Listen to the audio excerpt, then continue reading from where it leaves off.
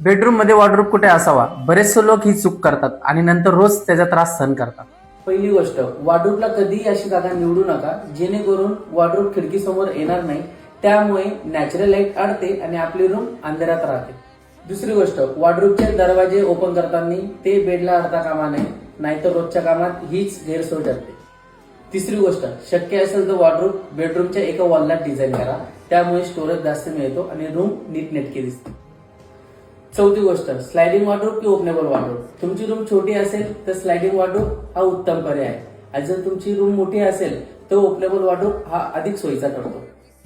पाचवी आणि सर्वात महत्वाची गोष्ट, वॉर्डरोबची डेप्थ आणि इंटरनल प्लॅन लेवल.